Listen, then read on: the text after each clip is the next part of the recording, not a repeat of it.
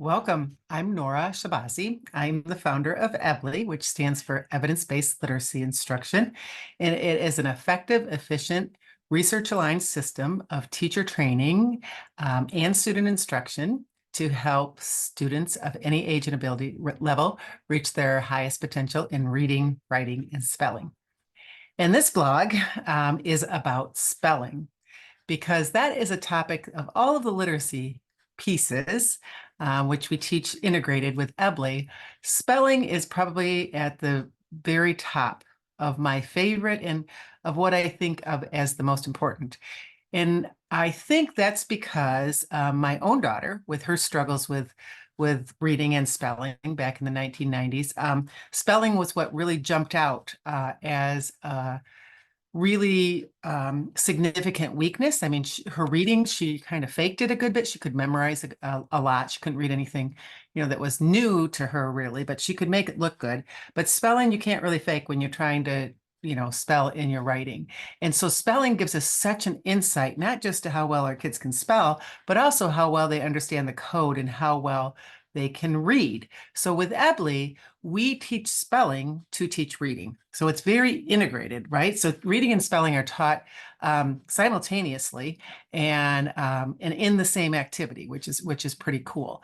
But some of the things that we do that you're going to learn about in this blog that are really critical to really accelerating the outcomes of spelling are a little different or a lot different than what most people are used to.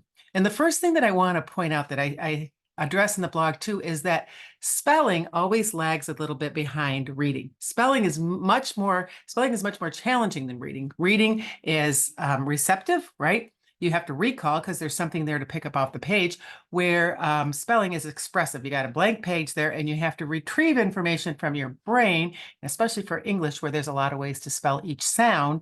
It takes a lot more cognitive work, okay? So it's going to lag behind all students, even adults, all of us none of us are great spellers, right? Like we could be great spellers. None of us are completely proficient and know how to spell every word, I should say. So for example, if you probably can read the word, I don't know, chaos, or I have that in the blog, or you can read the word pharmaceutical or accommodate, right? Those you can read very easily. But when you go to spell them, it's like, oh, wait a minute, how exactly do I spell this? And it could be very easy that you misspell that word, right? So spelling is something that it goes on as far as lifelong learning, reading too, but spelling even more so. But a few important points I'm going to point out in the blog are the importance of using sound for spelling. Spelling is matching the sounds that come out of our mouth. Every word that we say is made up of sounds, right? So each of those sounds are represented in print with a letter or a group of letters. So matching the sounds we say to the spellings that represent them, starting with the sounds, not with the letters. Our sounds lead the instructions. So we have to use the sounds that go with the letters with teaching reading and spelling. We can teach the letter names, but just outside of reading and spelling, right? We can definitely teach those. So that's a little bit different than a lot of people are used to, thinking about. Another thing is inventive spelling. And I always say the spelling system was invented a couple hundred years ago by a whole lot of brilliant scholars. I think I've read 700 brilliant scholars to get together and decide what we were going to make as the acceptable spellings for each sound. And a lot of times we'll have our little kids in kindergarten, first grade, do inventive spelling, trying to invent their own kind of spelling system, which is really hard, especially with English. All kids, and especially in all poor spellers, quite frankly, are going to do some inventive spelling. Like they might write the word, I don't know, cheese, C-H-E-Z, right?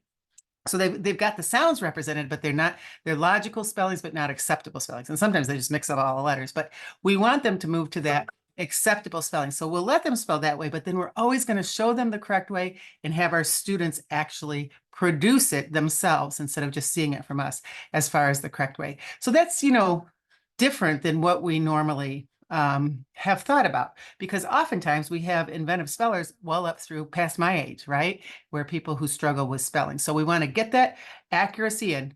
Just like with any teaching, the student makes a mistake. Every student is going to make mistakes, all of us at every age, right? But then getting that corrective feedback so they can correct the mistake and have that imprinted on their brain the correct way instead of the misspelled words, right? My daughter, and I have this right here, I'm going to use it in the webinar that goes with this blog. But my own daughter, this is 1997, her writing, which I couldn't read at the time. Those of us who see a lot of misspelled and miswritten words can read this much better, but I'll have that in the webinar.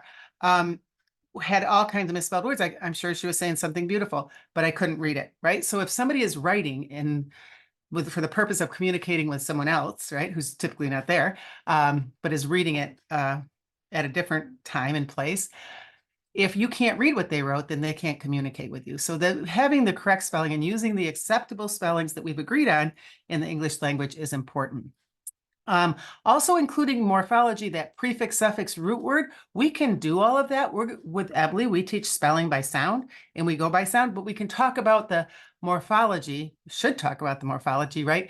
When we're talking about meaning. Pre means before, un means not, d means in the past.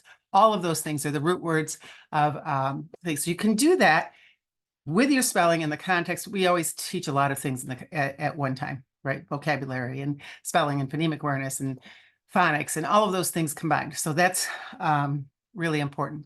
So talking about an effective and efficient way to improve your spelling through writing. That's the very best way that you can do it, through writing that's then corrected and then rewritten, just like any of us who publish something are going to do that. So we really want to increase our students' spelling, because what we're going to see, as we know, spelling usually lags behind, but when we move that spelling up, that reading is going to move up even higher, right? So they're both just going to go like this, but if we're teaching that spelling first, it's like, boom, really going to fly up that reading. So spelling is critical, along with all the other pieces, of course, but spelling, we need to have accurately, if we're going to communicate with other people, with our writing, right? Because if they can't read what we've written, then it's kind of a moot point. So thank you for watching this and reading the blog. And if you have any questions, pop over to the EBLI community Facebook page. And there's lots of people on there who are both trained in EBLI or curious about EBLI or who have watched some of our webinars and all. So we would love for you to be a part of that conversation. And thank you so much for listening.